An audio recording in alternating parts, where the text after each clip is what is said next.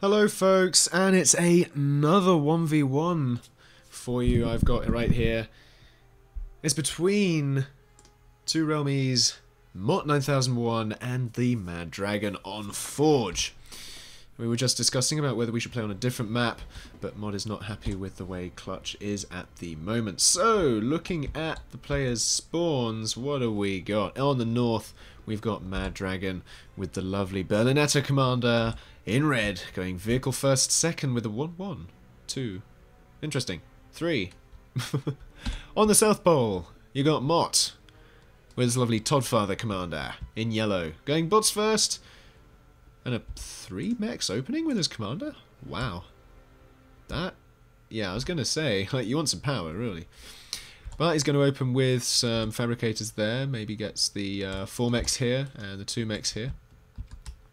Let's have a look at both how these bases develop. We got the air being played from MadDragon shortly after the few P-gens that his commander is going to get up. Obviously neither of these players are too worried about the air game. Both playing it a little bit risky in terms of their assumptions of the other player, because Mott going to be doing bots only, certainly for the opening, or well, not bots only, sorry, ground only for the opening. Whereas MadDragon is the same, but even slower mobility possibility than Mott. So MadDragon is probably going to want to play a bit defensively here, and indeed we can see that with some spinners coming out there in the picture-in-picture for the anti-air capabilities of defense of this fabricator here, while Mott hasn't even started his vehicle factory yet, but his docks are mobile, but his fabricators aren't as efficient, and they're quite fast, though, compared to the vehicle fabricators. So I know, it's an interesting dichotomy here. Tis interesting indeed. Third factory is vehicles from Mott. That's even more interesting.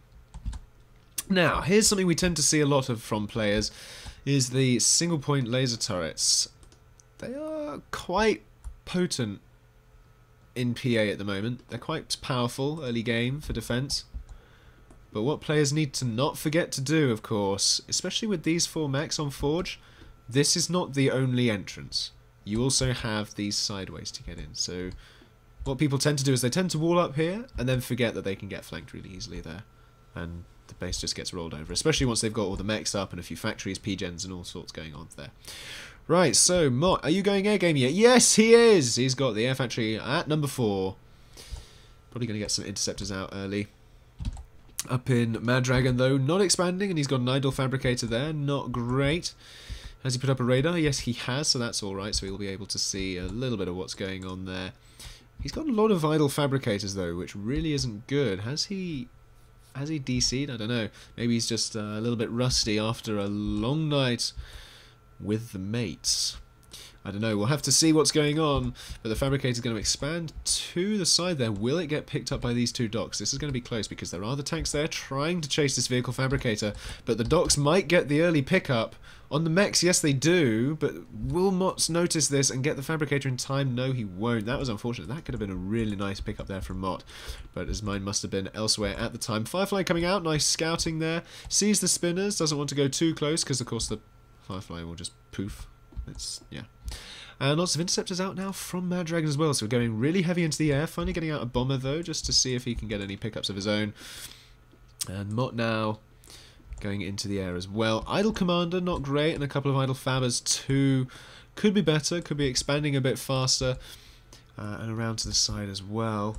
He's got his nice corner mechs though, as Mott. With his bot fabber here. Now what I like to do with the corner mechs is I like to pop up a couple of factories, and that really cements their position and maybe get some units being built there. Because if you get some vehicle factories here, you can then make use of the drifters to go across the short space between these 2 corners and really dominate the corner pockets over there. Corner pockets. It's like snooker, isn't it? But what you can also do is do the similar sort of thing with these 6 mechs here, maybe wall in, or pop up a couple of factories and then get the mechs after you know that you've got that area. I don't know, it depends on how many fabricators you want to send over there, but Mott is electing to send just the single fabber from the bots, going to be building slightly slower, but he's going straight for the mechs to prioritise those so he can get up these factories in his base. Nicely doing with the P-gens as well to make sure he can actually support it. Not a huge amount is actually happening in this game, surprisingly enough. We've got the idle commander. Again, lots of idle units from both of these players. Mott's commander doing a lot of walking down there. And I was going to say a few idle fabbers, but they're actually got to work now. A few units there. Mott probably wants to start transitioning from docks to maybe sparks, as they are all right against vehicles actually in larger numbers, and especially with that many P-gens, he'll probably be able to support a few sparks if he really wants to. Of course, sparks are the area of effect Tesla bot from T1 now, added into Titans expansion. This army from Mott is going to be chased down by MadDragon. Unfortunately, it's going to move at the rate of the spinner, so the docks are going to get penalised in terms of their movement speed, and the spinner goes, he's like, I'm free! I'm going home! And of course, Mott's still staying on the defensive, while also getting a few cheeky Faber expansions. MadDragon doing a similar thing, leaving his expansions quite open, but that radar probably able to see these couple of things here, possibly just about. It's really frustrating. Let's actually have a look from his vision. Yes, he can see that that's going on. He might even want to send over a few bombers if he actually notices that, because a bomber will make short work of that fabricator down there. I want to actually keep an eye on that to make sure that that might be a thing that he does. So keep an eye on that in picture, folks. Meanwhile, MadDragon coming down the side. Mott obviously put up that factory, doing the sort of thing I like to do there. But the fabricator could meet this army here as it goes and tries to expand. Mott needs to get some radar up. That's something he needs to do. He's blind at the moment. He doesn't see anything that's going on. He doesn't see these armies. He doesn't see this fabricator putting up here. He doesn't see this army. That's really bad news for him. And MadDragon is actually taking back map control now. After a sort of slower start, he's even managed to turtle up a bit into the middle. Lots of interceptors flying over that army, doing a bit of scouting. Nice. Goes over to this corner pocket over here from MadDragon to maybe secure it and make sure there's nothing going on there. MadDragon moving his interceptors in, but he Mott manages to outnumber MadDragon, and we'll see in this fight here as the bombers go down, the interceptors will also go down, and Mott will retain air superiority. But he also manages to get a cheeky bit of scouting going on there. And he sees all this going as well. Mott going for T2 bots. Now that is an interesting move. Let's have a look. Is he building anything with this fabricator over here? The answer to that is no. MadDragon's still doing a few things over there. Does MadDragon see the T2? That's crucial here. No, he doesn't. That's quite important actually, because MadDragon, without knowing the T2 is there, he doesn't know that he'll need to answer it later on. And of course T2 bots, sniper bots and slammers can do quite a lot of damage on Forge.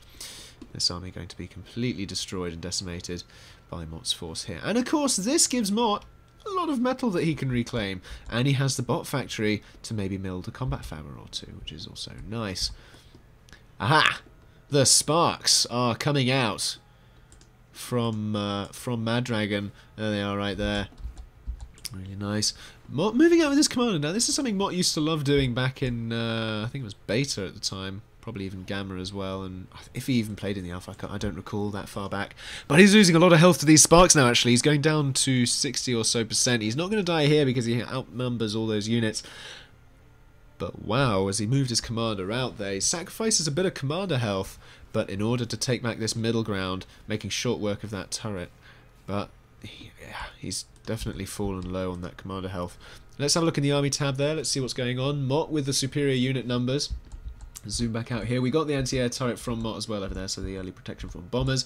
Won't do too much necessarily if one or two bombers come that way, but all he needs to do now is pop up a vehicle factory or so, and that'll be sorted nicely. Commander trying to build some walls to defend himself from MadDragon's inevitable counterattack there. Mex goes down, and Mott has nicely secured the southern peninsula. Now, I just noticed the locusts. Not often seen in 1v1s, but if you get enough of these things, they will just... they will wreck. Like, genuinely wreck. And Mott has the economy to support building those locusts while building everything else. And MadDragon doesn't know that T2 is a thing. Let's just have a look from his view again. He sees this army here and he's going to want to rally some troops to go and defend this. But he is getting pushed progressively further and further back into his base. He sees that stuff is going on all over here, but he's just losing map control now, and he doesn't have the army count to really push out against Mott at this point. It's really, really unfortunate. Mott doesn't necessarily want to push in here. He wants to maybe move his units back to regroup, to make sure he's got a more favourable encounter there. You see how the Sparks actually do a nice bit of work if they actually get the hits off, of course. Because if you have enough in your army, tanks tend to go nicely close enough together that you can get the area of effect off. They're even more effective against bots, of course, but the disadvantage of Sparks is their slow attack rate with respect to your energy reserves. So if you have the energy to support them, they'll be fine with their attack rate. But if you don't, then yeah. But if you want to go heavy spinners, not heavy spinners, heavy sparks, you need a lot of energy. Now we've got a combat fab out from MadDragon. Is he going to reclaim some mechs here, or is he going to just sit them with the army? I'd say please reclaim some mechs, because you might need it. Mott's now double the mech income. Mechs income. Locusts are still there. I hope Mott didn't move out with his locusts. Yes, he did, in the back of his base. Just chewing through, dodging the bombers. Just see how they just chew through. It's just, wow. They're just gone. The factories, they're gone. Those locusts more than paid for themselves with that. And now Mott can just push in with his units because MadDragon just doesn't have the production to defend himself now. Mott, push in! Push! Push, he says.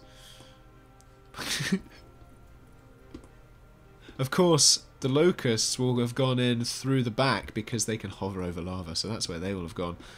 And it's...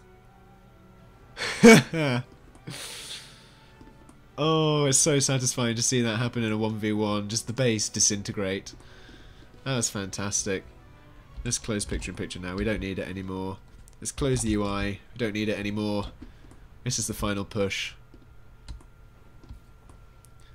As Mott pushes in against MadDragon. Yo, I heard you liked locusts. And indeed, in come the ants. Focus down that commander. Uber Cannon's desperately trying to go off, but the commander is gone. Locust coming in for a bit of limelight, and the GG's. Well played from Mott there. Nice strategies, nice early map control with regards to expansions. Not necessarily control as such, but good early play. Interesting strategies as well. And no drifters used. It's interesting how on Forge you don't tend to see too much of an air game played, especially with the way spinners are at the moment. But that's that. Anyway, thanks again for watching, folks. Hope you enjoyed this video. Don't forget to pop a like below. And, well, don't forget to drop a like or a comment below. There we go, that's what I meant to say. Don't forget to share if you enjoyed this video or know anyone else who might. And subscribe for more PA content on the way very, very soon indeed. Thanks again very much for watching. And as always, have a nice day. Till next time.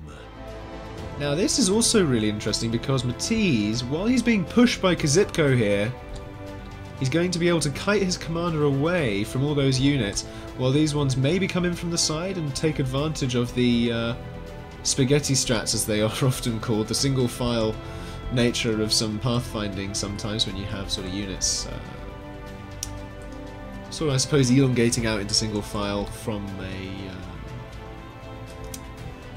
rally positioning. That's the word I was looking for. But a little bit of comboxing going on. Not something you normally see. But the walls are going up. Both commanders losing a little bit of health though. Matisse down to just above 80.